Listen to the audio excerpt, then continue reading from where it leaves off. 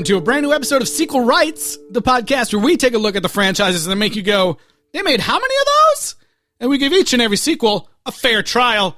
My name is Justin Camps, and I'm here with Elizabeth Helly and Tyler Hymanson. And we're done. We've graduated from OSS. No more spy kids for us. We're spy adults. Adults. Adios, spy kids. Actually, we're no longer kids, and now we're going into high school. Yeah. Spy high. I mean, no. That's a different Spy high? Yeah. Oh, boy. Yeah, no more Spy Kids. We hope you guys enjoy those episodes, but we are ready for something new. And this week, we're kicking off our Bill and Ted coverage leading up to the brand new movie coming out in a couple weeks. Who's excited for Bill and Ted's Excellent Adventure tonight? Tyler, you're excited? I'm so excited I had to cut you off. It's all right. Well, we hope you guys enjoy listening. If you want to reach out to us, Eliz, where can people do that? Yeah, you can send us an email to sequelrights@gmail.com or find us on social media on Twitter, Instagram, Facebook, or YouTube at Sequel Rights. And please rate and review us on Apple Podcasts. It really helps us climb up the rankings there, so more people get to see our podcast. We really appreciate it. If you don't use Apple Podcasts, if you listen somewhere else, tweet out something that you've liked from our last episode. Tweet out our 150th. It's an episode that we're super proud of. Share it with your friends. Maybe get us some new listeners. We'd really appreciate it. And we love hearing from you. So thanks. Well, let's take a trip through time all the way back to 1989 for Bill and Ted's Excellent Adventure.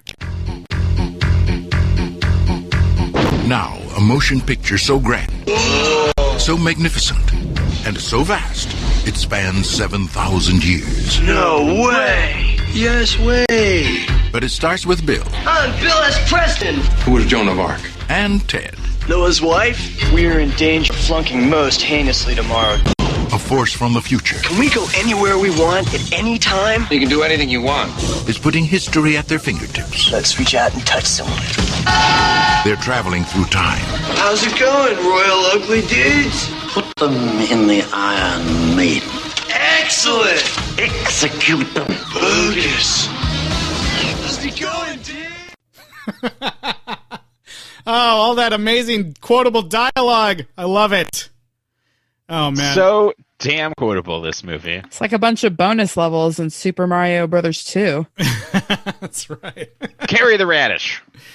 Well, so what is everybody's, this is the first movie, classic film, classic comedy, stoner comedy, slacker comedy. What is everyone's relationship with the Bill and Ted films? Especially the first one here. Yeah, I can start. My teacher, Mr. Jenkins, for AP Euro, sophomore year, after the AP test, we would get to watch movies, and Bill and Ted was the first one that he put on, and then after that, we could watch any movie that you could link to Europe in any way. So we ended up watching things like Ferris Bueller because of the whole Donkashane number. I don't remember some of the other movies. I think we were able to watch. Anyways, we were able to watch all sorts of shenanigans because you could come up with some way to link it to Europe. But also at the same time where we could play board games. And so I guarantee you that I was probably more engrossed in Risk or Monopoly than I was paying attention to the movie. So while I vaguely kind of remember this movie, not very much because I was probably less than half watching. Nice. I rented this movie for the first time from a Blockbuster video. Must have been some fateful night in some summer in junior high. And I'm a self-proclaimed history nerd. And this movie pushed all the buttons for me. I loved this movie when I was probably 10 or 11. I was thrilled by it. And then it's not a movie that we owned, and it's not a movie that, when you rent something from Blockbuster, it's not like you get to see it all the time. So it's not something that was burned into my neurons like some other movies that we did own because I watched things ad nauseum. but afterwards, I catch pieces on TV, so it's something that thankfully time was very kind to, because I had that strong initial reaction to it, and then didn't really revisit it all that much. So I just kind of had it, the memory of it in its purest form. Yeah, you were just like, oh man, the historical accuracy in this movie is just like chef's kiss. That's right. Mwah. I love it. I don't even need to take Euro AP history.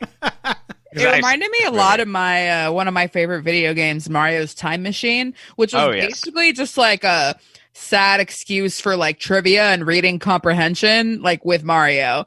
But I was like, this is my favorite game, whereas my brother was playing like the real Mario, which took skill. Well, yes. I have a similar relationship, with a much less educational game, Turtles in Time. Yes. Yeah. Classic. Well, yeah, when we chose to do this, I almost thought I was going to come on here and be like, you guys, I have never seen the first movie or any of the movies. But, because, it's embarrassing because I have so many friends and people, acquaintances too, that have just like such an affinity for this movie. And I hear people quoting it all the time. But when I watched it back, I was like, no, I've seen this. It just like hasn't been for a really long time. And for whatever reason, it never really got its hooks in me like so many other people I know. And so I kind of like, it was one of those things where you're like rewatching it and you're like, oh yeah, I remember this scene and I remember this is going to happen and everything. But it was fun, like rewatching it again, not like fully remembering exactly what was going to happen. And I got to say, I had a really, really fun time. It was great. And I think, we'll have a lot more to say on that. But so for me, it was almost a little bit like enjoying it for the first time. But I'm ready to dive in and watch all three of them coming here now. My favorite thing, and I think what I kind of glommed onto when I first saw it, and I think it's especially pertinent now, and I think that really just gets to the charm of what this movie is, and there's something really powerful at the core of this movie. And it's at the very, very beginning where we see George Carlin comes out and he says, hey, it's 600 years in the future. Everything's great. And like it's basically him saying like everything's gonna be fine. Like the future's awesome. Like we're moving forward. Everything's great. These guys, like they make like everything that you're seeing now, everything that you hate about what's going on, like parents or whatever it is, like these slackers, these idiots.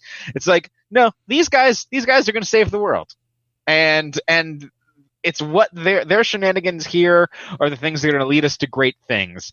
And there's something so positive about that. Yeah. There's something so nice, especially you're talking about late 80s, early 90s. You're like right in the middle of Mad Max Terminators, of all this dystopia.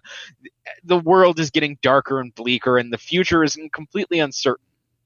And there's something really wonderful about a time travel movie that starts off just being like, everything's going to get better. And like, it's certain. It's gonna happen, but like these guys, they have to do this. They have to figure it out first, and I'm here to help them. And I love that so much, and I think that it comes through in this movie in a way that's special. Yeah. I love too in the beginning that they chose a really far future date. It's like 2688. So it's not like with Back to the Future where everyone's gonna be like, oh, it's Back to the Future Day or whatever. Like I'm hoping that we'll be long gone, but maybe by the time we reach 2688. I hope there's maybe people still around being like, oh my God, it's finally like Bill and Ted. It's Bill and Ted year. Yeah. Is everything great like they said it was going to be? Like, you remember those old 2D movie stars, Keanu Reeves? He's like, oh yeah, there was that president 200 years back who modeled his facial sims after him. Yeah. Oh my God. If people remember this movie that far out, that would be amazing. But its strength is that you don't get distracted by that because they only show the one room. Yes. Yep. And this opening sequence is awesome. Like, this was like, it starts off with this song, which I am now obsessed with. I've been listening to this song like over and over again, called like Breakaway by Big Pig. And it's a cover of this R&B song called I Can't Break Away. I think it was by, let me see, I pulled it up here. Chuck Jackson in 1973 wrote the song "I Can't Break Away," and this is a cover by Big Pig, this band from Australia, and it's just so like. It's like a funky, and it's got this like futuristic vibe, and there's this weird like the ceiling opens and this weird cylinder thing is coming out, and you're like, what the heck is going on? And it's just like, it's a full opening title sequence, and I thought it was just a great way to kind of like immediately pull you into this movie of being like, what is happening here? Because you have no idea, and this like great track is playing, and there's great music throughout the entire soundtrack that we can talk about later. Yeah, and spoiler alert, all of the music in this is fucking awesome. Yeah, it's so great. It's so great. And I just really love this opening a lot. Great way to start the movie. George Carlin, yes. I mean, come on. Who apparently was casted by accident. They were looking for somebody a little bit more serious. Sean Connery was thrown around. Well, they wanted it to be Eddie Van Halen originally, right? Yeah. That was the whole thing? That would have been sick. Yeah. It's funny what you guys said about, the positivity of this movie. And I think, so this movie came out in 1989, and we've gone back and watched a lot of these like comedies from the 80s or whatever. And, at this point, I'm expecting to watch an older movie like this and being just like, oh my God, I can't believe they said that. And there's so many things. And it's like, oh geez, they can't ever do this. And there is one moment in this movie like that. But for the most part, I was very impressed that there's not a lot where I feel like I would, watch it nowadays and be like, ooh, God, I can't believe, they got away with that, something like that back in the day. I thought it was refreshing to kind of be like, oh, we watched all these movies with these awful things like Meatballs or whatever, and it's like, no, they could have like done it right and made a movie that didn't have all that problematic stuff, and they did it with Bill and Ted, and then maybe it's part of why people enjoy going back and watching this movie a lot. I think so. I think at the core of this movie is there's kind of this unrelenting positivity and kindness. There's nothing, from an 88 movie about two dudes who only care about their band and Eddie Van Halen, the movie is surprisingly free of toxic masculinity. Yeah, they could have been their entire time, they could have been spouting off horrible dialogue and just saying mean things, and they're just like, they're saying just like, stuff that sounds stupid, but it's just nice. And there's a full subplot about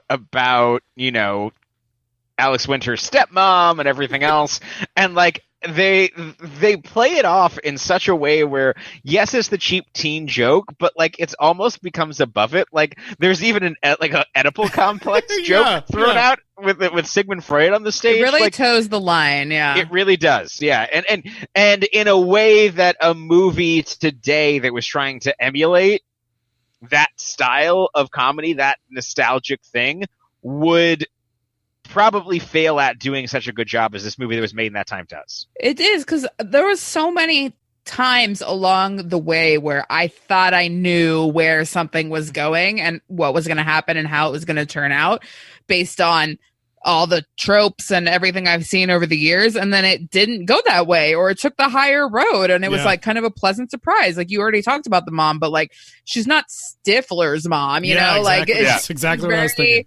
Yeah, she's above it, and like it's hinted at. But even Keanu Reeves, when he's kind of like, making fun of Alex Winter about it, it doesn't go all the way to like, oh, I'm gonna like F your mom. It just goes to like, oh, remember when I wanted to ask her to prom? Remember when she was a senior? Like he's only doing it full on, like Yeah, he's only doing it the way that you push your friend's buttons of just like he's only doing it because it annoys him so much. Yeah, it's not like straight up objectifying. No, her. Not at all. He's not talking about her body parts. They look at her when she bends over, but like even that is so like mild compared to anything you'd expect. Well, yeah, and like the more horrifying is when his dad comes in and he's just like, oh, like we're in love, like get out. That was the most terrifying moment when the dad's like, why don't you good boys go have some fun somewhere, and then he like closes the door like all creepy. That was the darkest moment. Does lead me to my favorite line in this entire movie, because the next scene is Bill and Ted hanging outside the front of the Circle K. And I don't know about you guys, But I don't know if you and your friends in high school would hang out out front of a convenience store, but me and my friends certainly did. And they're literally standing outside asking people of like, yeah, they said that lady in the car over there said the Mongols invaded in 1084. Which is so, I also had the thought while watching this, like we'll get to the line in a second, of like kids watching this today will be so confused of like, why didn't they just Google this? And it's like, well, you couldn't. Like, and the library was closed. Well, you see them carrying all those big books. Stack of books, but they never looked at them. But when the time machine first lands, Ted is the utterance that is one of my favorite things, and I've quoted often. There's strange things afoot at the Circle K. I have the clip if you want to hear it. Oh, yes, please. Bill. What? Strange things are afoot at the Circle K. Well, you had Circle K's, Eliz, I imagine. Yeah, we didn't have. There wasn't one in the path between like school and where we lived. It was usually Starbucks or more often Baskin Robbins because we knew a dude that worked there. Fair enough. Yeah, in my mind, I don't even think it's still there, but there's a Circle K on Green Valley Parkway that even as I was watching this movie, I was like, this is where this is happening. That's right. I mean, I pulled a bunch of clips from this movie for sure, but I could have pulled like almost every line. The line readings by, Keanu Reeves and Alex Winter are so amazing. And I just love that, like, yeah, a lot of times where they could have come back with some snarky remark or whatever, they usually just laugh and go like, oh yeah, man, awesome. Well, and you can correct me if I'm wrong, but I don't think there was any actual like weed or booze really shown. No, they have beer in the Wild West. Oh, okay, yeah. The Wild West, yeah. And they're like, yeah, but like that's it. Like it's not like let's get hammered. It's just like they get a beer and they're like, we need to remember this play. But that's why, and they're like, I think a lot of people who haven't seen this or don't remember seeing it assume that it's a stoner thing. Yeah, and it's like, no, they're just like, that's just how it was. Well, that's why I wanted to say both at the beginning, because it does end up on a lot of like best stoner movie lists. But I also was like, it's just like they're just slackers. They're like a slacker group of guys. As somebody who did not really smoke or drink in high school and had a Mormon best friend, that we were a lot like these two dudes. Like everyone's like, "Oh, you're stoned all the time," and I'm like, "No." Like I resonate with this high school experience so much. Well, the San Dimas thing. Okay, so like San Dimas is the home of Raging Waters. It's where the 210 meets the 57 in San Dimas. That's Raging Waters. That's the radio ad. Everybody, or the commercial too. Everybody knows. I lived about 40 minutes from San Dimas in bad traffic or medium traffic, and in normal LA traffic. Yeah, in junior high, if you got 2 Paws awards, because we were the Kramer Wildcats or something like that. But if you got 2 Paws awards, so you could win for either like physical fitness, I think like activities, leadership, citizenship, and your grades or whatever. So I think all you had to do was get 2 or 3, whatever it was. You got a free trip to Raging Waters at the end of the year, and it was like the whole thing. So.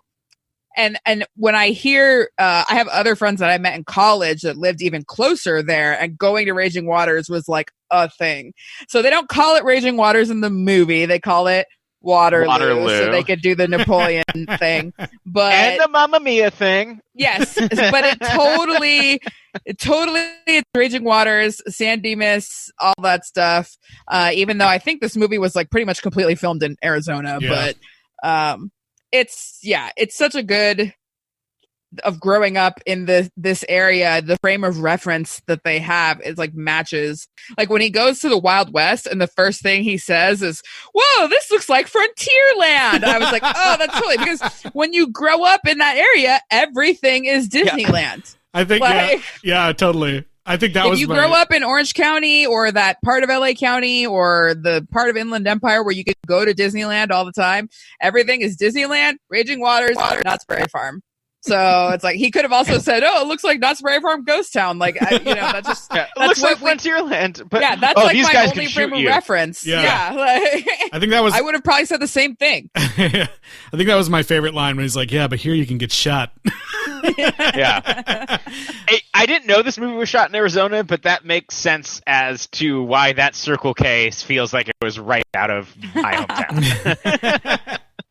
Mojave Desert nonsense. I'm so glad, Eliz, that you came on here to drop some San Dimas knowledge, because I was like, I'm not from California originally, so I was like, what's the big deal with San Dimas? That's what San Dimas is. It's where the 210 meets the 57, home of Raging Waters. Everybody knows that. And the bowling alley exterior when Napoleon gets thrown out is peak San Dimas. It definitely looks like it. Like, I love all of that. It's so good.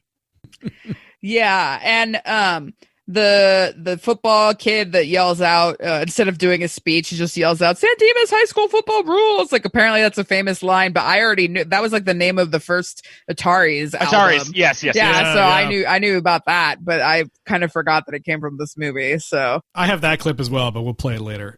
okay, so yeah, lots of things from this movie have lived well beyond. Yeah, I do think it's. Oh, go ahead, Justin. I was going to say, I think the San Dimas High School football rules is the thing that I hear the most often. Oh, yes. Well, I mean, I think all the time.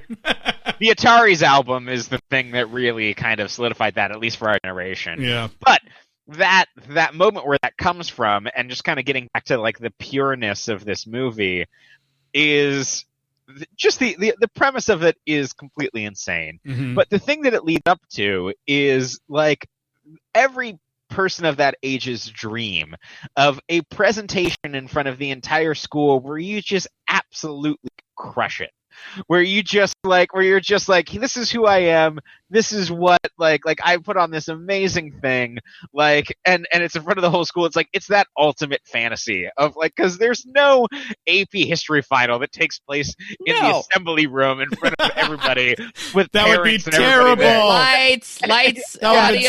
audio. There's stage tech. Yeah, it's amazing. But it's one of those things that like that's what you want. Like, that's the fantasy, right? Yeah. I think everybody has that type of thing of it's just like, where you go up in front of your entire school and just fucking crush it. And I love that they kind of do it in their way where they're themselves. Like, there's not a character arc for them, really, in this movie. They don't actually learn anything. Well, we can talk about that, but go ahead, Tyler. Finish your point. I think that there is like that they do learn things about boundaries, about the world, but they are really kind and really nice to each other, and like it is that core that it like seems like that's one of the things that Rufus is trying to protect, of just allowing them to be like, go do, you take the time machine, do whatever you want. But I think that it's also just why this movie has endured so long, because they're just sweethearts. Mm-hmm. They're sweethearts. They always talk at the same time. They say funny stuff. It's great. Yep. I love like, there's another thing I love about this movie is there's all these like kind of like absurd touches throughout that, I kind of like the absurd stuff, like every time this happens in the movie. Excellent! Anytime they do like the air guitar, it's got like a little guitar thing that plays along with them, and I just think that's a really funny touch that like they could have just totally not even done, and it just makes every time those moments happen even funnier to me. So was this before or after Beavis and Butthead? Before. Or what's the other one? The movie one. Wayne's World. Oh, before as well. Yeah. Okay. So yeah, because some of the things I realized, like the guitar thing, I guess I thought that was from Wayne's World. Wayne's World was 5 years after this. Wayne's World is 1992. So okay. There's even another Bill and Ted movie in between that. Yeah. So they're all after. Okay. Yeah, this is like I feel like the first Wayne's World skit could have happened before that. But, but the movie, not the movie. Okay. Got it. Yeah, and this is like, music is like all over this movie. There's a ton of musicians in the cast, and the whole thing is that, they're in this band Wild Stallions, and it's their music that brings the world into peace, and like, they're like these huge, stars in the future or whatever. And I think that's another reason why this movie endures too, because of the music in the movie and just the connection to music in general, and people that are, you know, like really into music are just like also into this movie, I think. And the soundtrack is amazing. You know, yeah, it came out in 1989 and it's like got, you know, it's kind of like, it feels like the last gasp of like these 80s movies where they have, you know, all this kind of like glam rock soundtrack and a bunch of the songs like written just for the movie and just amazing like hard rock tracks throughout. The two heads are better than one. Tyler, what's going on over there? I see Okay, so I was just researching when the first Wayne's World skit was, and then I researched when Bill and Ted was released. The first Wayne's World skit was February 18th, 1989. Wayne's World was released February 17th, 1989. Whoa. That doesn't make any sense. They literally released 2 days of each other, but the movie had been made the complete year before. Wow, I guess Lauren was doing it differently back then. Yeah, like that's crazy to me that like they literally came into the world within 2 days of each other. You're talking about the Wayne's World movie and this? No. The first time that Wayne's World appeared on SNL. Oh, I see. The first time that there was a Wayne's World skit was the day before Bill and Ted premiered. Yeah, well, that's curious. Oh, okay. Because I mean, yeah, well, Wayne's World is more making fun of the like public access thing. Sure, right? sure. So, yeah. But like, yeah, like I just can't believe that like that it was that close in the same year. Well, and I mean, yeah, Wikipedia did say that this was supposed to come out in 1988, and then didn't make it out till 89. So who knows? Who knows what information was going around? But that's pretty crazy because I feel like crazy. Yeah, Bill and Ted definitely feel like the prototype for those guys. Yeah. Wow, I just blew my own mind. Whoa! Whoa, fireworks. And there's something really delightful about Keanu Reeves' performance in this movie and Alex Winter. Like, there's a real friendship between them. There's real chemistry. I don't know if you guys read that there's an urban legend that they were actually cast for the opposite roles and then decided to swap them. The writers are basically like, actually, like, we should invert these. And they were like, oh, we already decided that. Like, let's do that. That's crazy. I feel like Alex Winter gets a lot of the best lines in the movie. He does. He does. Yeah, he's great. And yeah, the chemistry between those two guys is amazing. And it's no wonder that, that friendship has endured all the way to, manifesting this third movie that's coming out in a couple weeks. I can see, though, why maybe people, like, it's totally different watching it now with Keanu being who he is. Mm-hmm. But I can see maybe why people who were seeing him for the first time in this didn't like him, maybe. Like, I like it.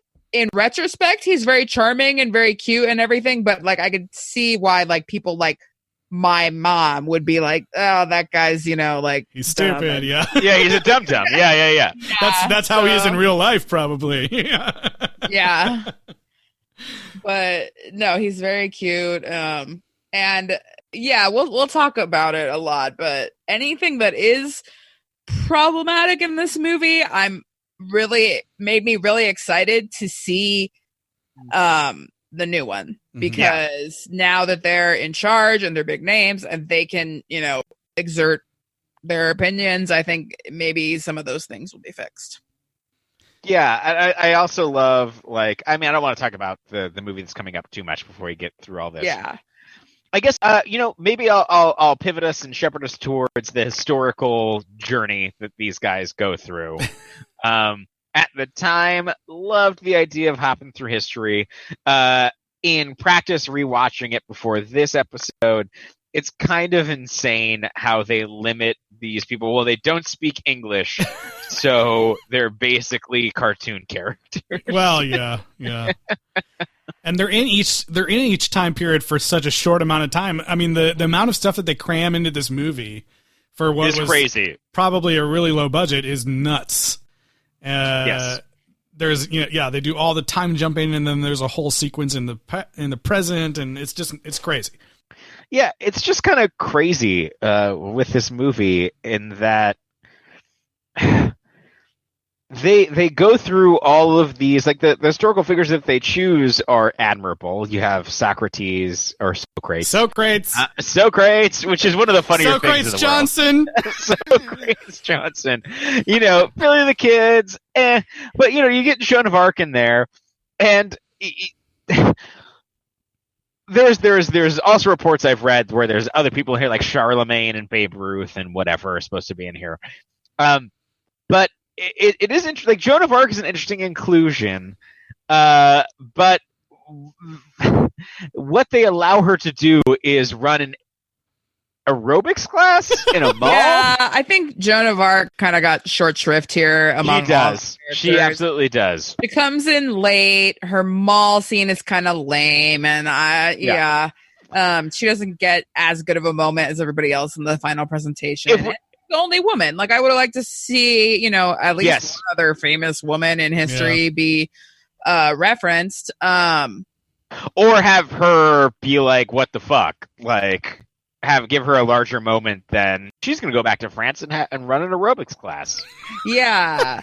And the Beethoven I thought was kind of a weird odd man out too, because although he is a historical figure, like it's more the arts. Like it seemed like they were going more for like straight historical history class, which like, yes, Beethoven would have been a sidebar in that part of the history book, but he probably wouldn't be the whole chapter, But he was, as they said, extra credit. That's right.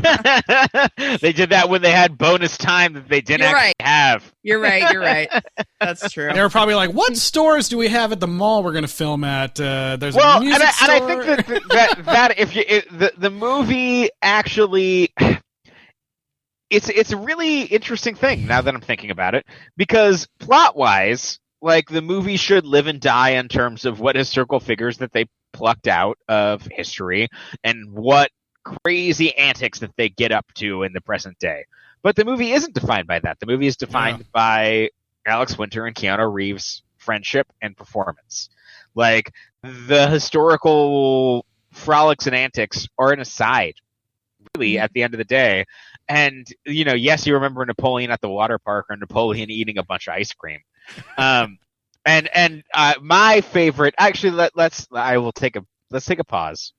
What is your favorite historical figure mall scene in this movie? I don't know. I'll start with mine. Mine is Genghis Khan in the Sporting Goods store. Oh, yeah, that's a pretty good one. Because it's just like, it gets into the Discovery Channel producer reality show brain. It's just like, what if Genghis Khan had an aluminum baseball bat? Like, he'd fuck dudes up.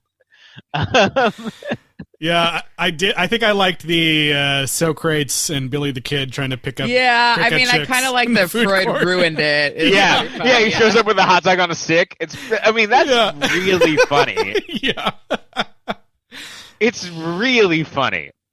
But I honestly enjoyed the totally like shitting on Napoleon in this movie. I thought all of the scenes where it's like. He gets like saddled with is it Ted's brother? Yeah, Deacon. Yeah, Deacon. He gets saddled with Ted's little brother and a bunch of kids. And so he being Napoleon, he also is there looking like a kid himself. And I thought it was just so funny that he was just like along for all these kid things, and then he gets that moment at the water park, and I just thought him just being a little shit in the present day was really funny. Let's talk about Deacon really quick, though. Oh, I love Deacon. Yeah, let's talk about Deacon. Well, I thought it was really funny how he said almost nothing the entire time that Bill and Ted were ordering him around. He was just like, he said nothing. But, it's so funny because I looked him up for Child Star Chicken, and he looks exactly the same. Like he really like has the same exact face that he has in the movie. But he's he's been a casting director and a producer, and he's worked on such interesting shows that I may or may not have heard of before, such as Guinness World Records Gone Wild producer. Fashion strip producer. Don't know what that was. These all sound like sketchy products. Yeah, shows that like Trading Spaces casting, American Gladiators, Bachelorette, Bachelor. Big Brother, etc., but also things that you might not have heard of, like The Singing Office or Man versus Vegas. Tyler's I got nothing. I got life nothing. story. There was a show called Ball Breakers, Mr.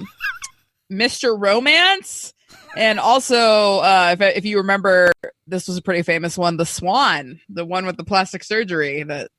He was the producer of that. Good. So I don't know. He lives in Woodland Hills. You can request a quote on Production Hub. Oh, there you go. We should request a quote. Yeah.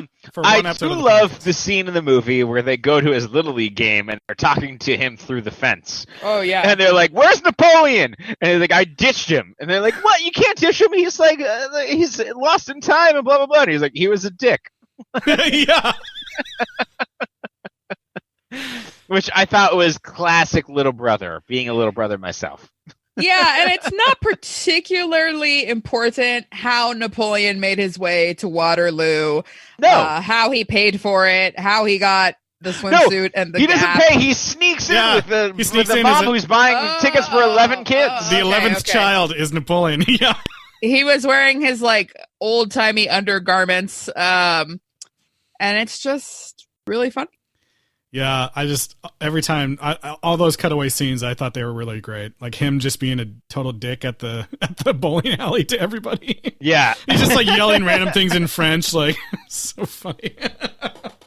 I don't know, I love it. Yeah, I was a fan of all of that. It's a thing where the premise of the movie gets bored with its own premise. Like it literally, like, oh, we're gonna go through history. Like if you pitch the idea of this movie to your friend, and like it's these two like stoner buddies, they go through history with a magic phone booth, and all this other stuff happens. It's like that part of the movie is literally 20 minutes of the movie. Mm-hmm. Yeah, it goes by really fast. Yeah. Well, and they, many movies deal with time. Some we've discussed, some we haven't, traveling through time. This one starts out pretty standard, and you get the feeling that they're gonna do Captain America and take everybody back to the exact point after, so they're not worried about that. But then very late in the game, they introduce the idea where if you think about something and promise yourself you're going to do it 2 days later, then that item is amazing. appears. Yeah. And that's not as commonly seen in time travel pop culture, I don't think. I think it's really hard to do without these type of protagonists.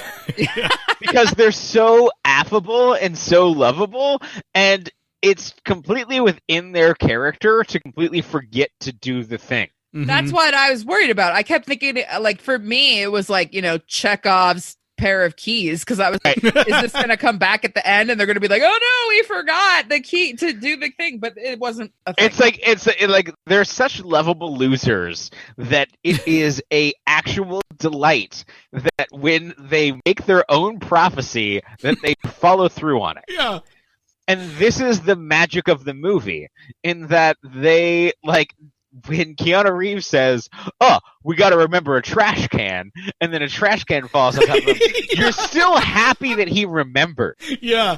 You're like, yeah! Like, you're rooting for him because they're just so harmless. You really want them to do something. Yeah, and they read that note that they, like, type to themselves in the police the office. By the way, bro, duck. Yeah, that's so funny. Oh, man. Because they're really the most prototypical lovable losers. Mm-hmm. It's so hard, though, because then you're like, wait, but aren't they creating, like, an infinite loop of, like, where does thought begin? And, then my brain starts crashing. Just can't think about it. Bill and Ted aren't thinking about it. I think that there's a higher level response to that question, and that they are they're just chill bros, right? Exactly. And so that their minds do not melt by those paradoxes. So they traveled through time. They do all of those things. And because they are able to just be like, I don't know, like whatever, bro. Like that is why they ascend to be the greatest. Yeah. Their Because brains don't melt. they do not get caught up by all of those things. Yeah. It's funny. One of my roommates was watching over the weekend Watchmen, and what came first, the chicken or the egg? Turns out it was both. Yep. So it's the same as Keanu Reeves' keys. Yep. Same concept. Oh man, I want to rewatch it now. Oh, so good. Yeah. So I think that this movie is fascinating in a way that everybody remembers the plot, but everybody has an emotional, nostalgic tether to it that isn't the plot. Really, like and rewatching it really made me kind of wrestle with that and like, okay, yeah, I thought it was a time travel history movie, but no, it's really like a male friendship movie. Yeah. I do think that I think you're hitting on like the core of why this is so popular, because I feel like it's just like the whole time you feel like, oh, I'm just having a fun hang with these people. And these people are so fun. And then the moments that happen make you, maybe think of your friends and what the stupid shit you do with your friends. And I think that goes a long way for helping to create that emotional connection with people have and carry the movie into the future. No, yeah, it's like everybody had this friend, I guess. Mm-hmm. Yeah. Well, this sort of brings us, we already alluded to the one like big problematic scene. And it was weird because what happens is that he thinks Ted has been killed. And so he's kind of upset, but he didn't really seem that upset to me at first. Like, I would have expected him to go crazy on everybody, but he just kind of is like, and then he gets more upset, and it was believable.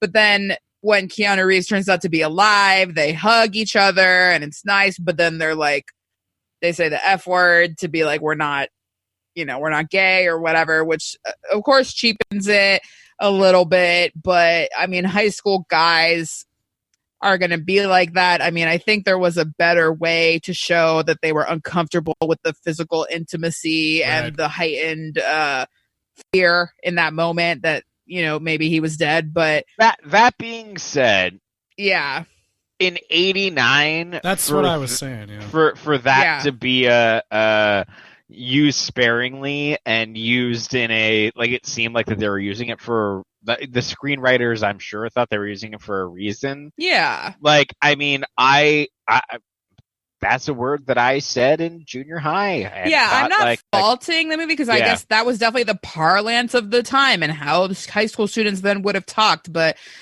by today's standards, it was so easy to just not say that, to just have them be like, haha, be awkward. And it's the same idea. I think that's absolutely true. And I think that we experienced that with Bring It On, where the first Bring It On movie had moments that were an attempt to be accurate to how these characters at this age would talk. Mm-hmm. And that movie was less egregious because of it. Like, I think that it's felt like there was in character.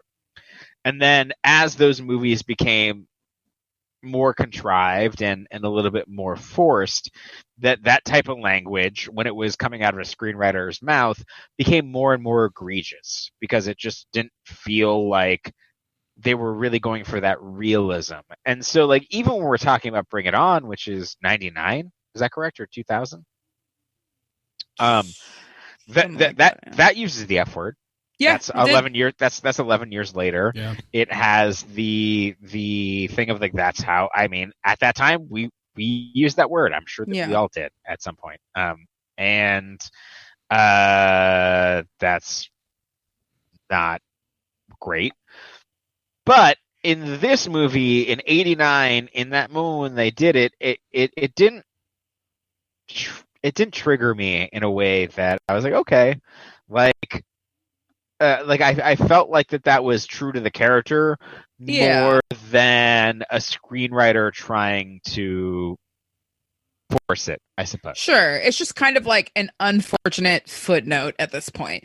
It doesn't ruin the movie. You're not like it's bad. It's just kind of like, if you're going to show this on TBS or something now, that's probably going to get bleeped out, or spliced out, but Sure. It's fine, whatever. That's one reason why I'm excited to see the modern day sequel that's going to come out soon, because I bet you that they're going to double down on like bro man love would be my guess. Mm-hmm. You know, like it's a different era. This is more, normalized and celebrated. And so I think that's what we're going to get, but we'll see. Just a prediction. A couple of other things. I mean, we kind of talked about how Joan of Arc is not the best historical figure.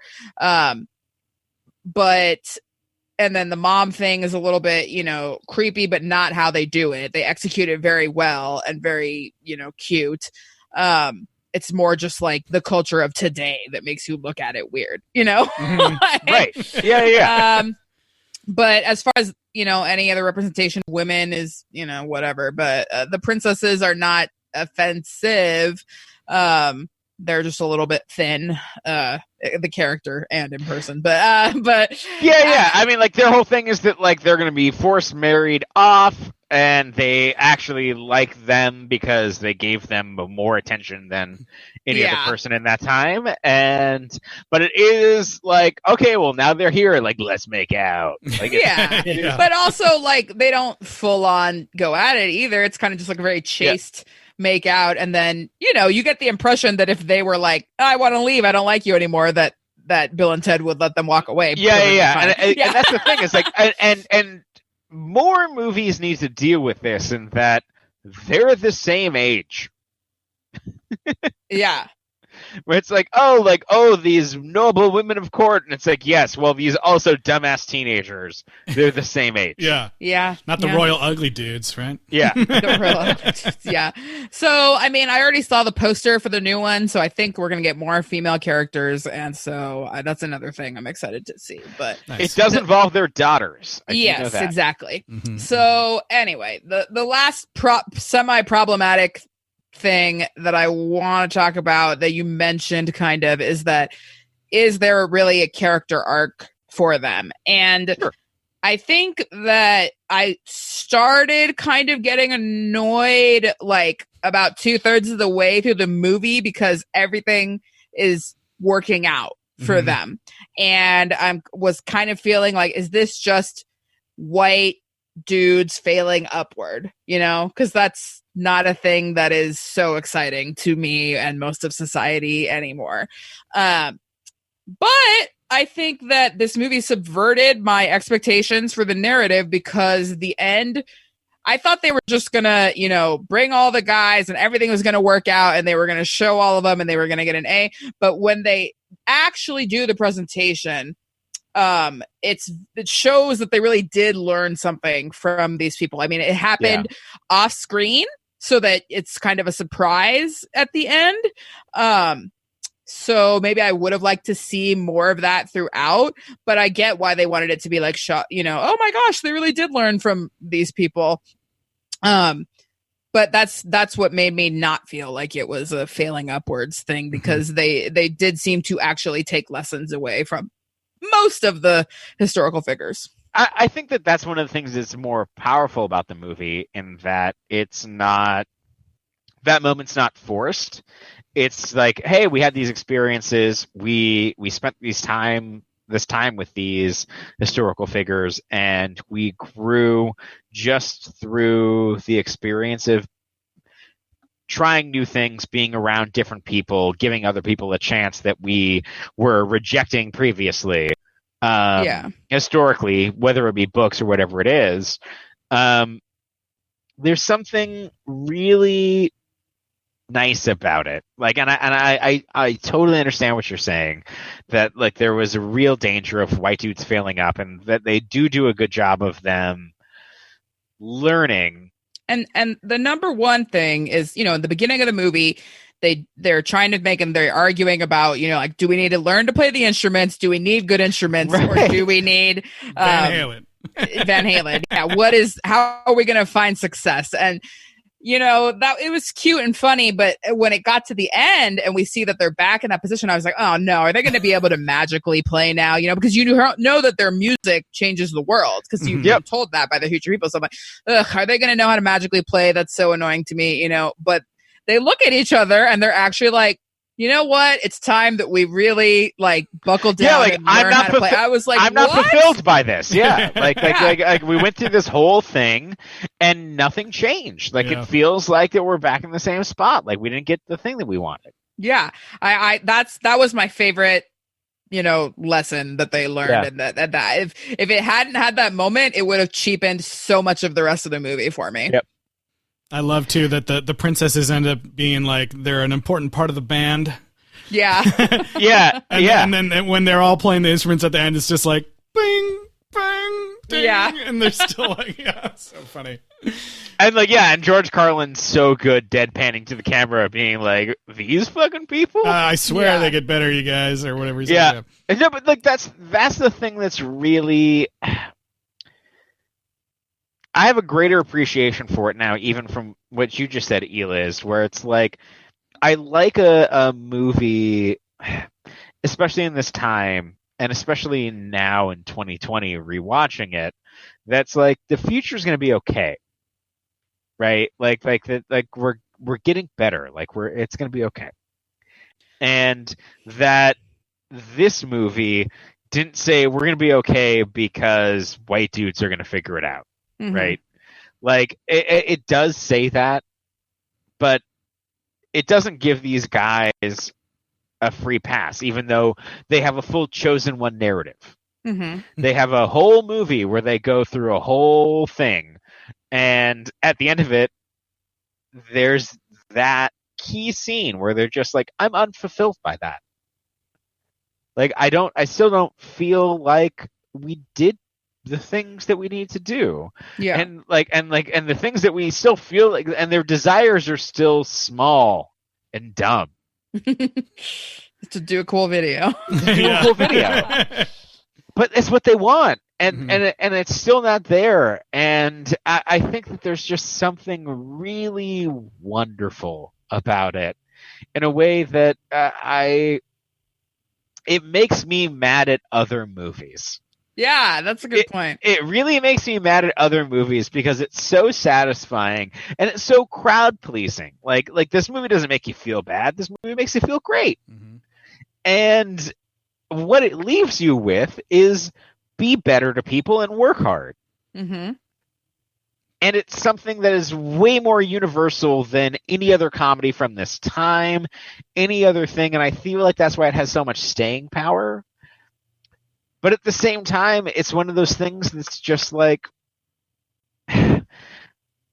there's something that about the journey that Bill and Ted go through that gives gravity to George Carlin at the top of this movie saying, hey, we're here in 2600 and things are great. Yeah. And that makes me hopeful, I guess. I don't know. So do you have a rating? Ooh, okay. Yeah. How many? Ooh, hold on. Give me 2 seconds. Give me 2 seconds. If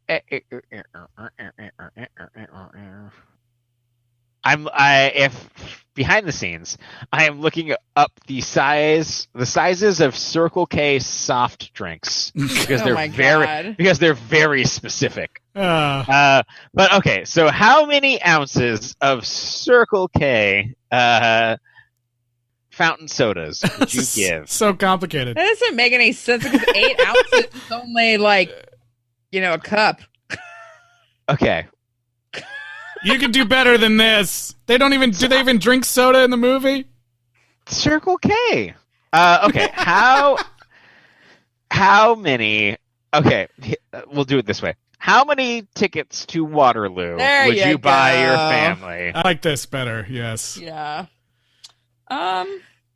Reminder of the lady in the movie bought 11. The Spinal Tap number. Yeah. I'm stuck kind of between 7 and 8, honestly. I'm gonna go with 7. I did like it, but I don't know. It just didn't. It wasn't like a rip roaring time for me, like I feel like it is for everybody else. I don't know. I just didn't feel like I was as into it as most people are. It's certainly dated at this point. Yeah, and I don't know. Maybe I'm just such a nerd that I'm like, I wanted more history and more time travel and more details, but I don't know. But I did like it. I did. So I'll give it 7 passes to Waterloo. I am also going to give it 7. I bought my 7 children 7 tickets to Waterloo. I think this is a really fun movie. I also don't have the crazy nostalgic connection to this. So maybe if I did, I would be rating it even higher. But I still think that this is a fun movie to go back and watch, especially if you're getting ready for the new movie coming out. You won't be disappointed watching this one. And I think a lot of what Tyler talked about, the positivity of this movie and being a guy myself, like the male friendship in this movie, just hanging out with your friends is something that I, relate with a lot and had a really fun time with. I totally agree with your guys' assessment, but I'm going to be giving it 9 tickets to Waterloo. Wow, I was defeated. You won the war. Waterloo. I really liked this movie. It was not one that I revisited that much, and that I felt like that I was a huge fan of. Like when Mondo released a bunch of the Wild Stallion stuff. Yeah. Like I didn't jump for it. Like I didn't buy it. I haven't. I was just yeah, like I like the movie, but whatever it is. But rewatching it, I was like, there's a lot of stuff in this movie that I really hold dear. And there's a lot of there's a lot of absurdity. There's a lot of camaraderie in this movie that's inherent to it that I just found delightful, and I was pleasantly surprised revisiting this. I am terrified to watch the next one, and I am thrilled to watch the third one. Mm-hmm. And I'm really excited that we're doing this series, and Alex Winter and Keanu can't beat it in this movie. That is the watermark for male friendship in movies. That's right. All right, well, Bill, my friend. Yes, Ted, my friend. This has been a most excellent adventure. Well, we've had a great time talking about Bill and Ted's Excellent Adventure tonight. I definitely don't think I've seen the second movie, so I'm... I don't know anything about Bill and Ted's Bogus Journey. Ooh, boy. I'm very interested, since, we're a sequel podcast, so we're all about the sequels, so very interested to see what's going to happen here. In the movie, when they say bogus, it's a bad thing, so I'm, and that makes sense, and so now I'm wondering if this is going to be like they're having a bad time in this movie as opposed to a good time and excellent adventure. Could be. Well, anyway, let us know if you agree with our assessment or not, or what other franchises you want to see. Send us an email, sequelrights@gmail.com, or find us on social media, Twitter, Instagram, Facebook, and YouTube at Sequel Rights. And once again, please rate and review us on Apple Podcasts. If not, just share it with your friends. Share what sequels we might want to do in the future. Because this is kind of a short one for us, and we need suggestions. Yeah. Put it on social media, put it in the comments. We'd love to hear from you. That's right, and we'll see you guys next week for Bill and Ted's Bogus Journey. Catch you later, Bill and Ted!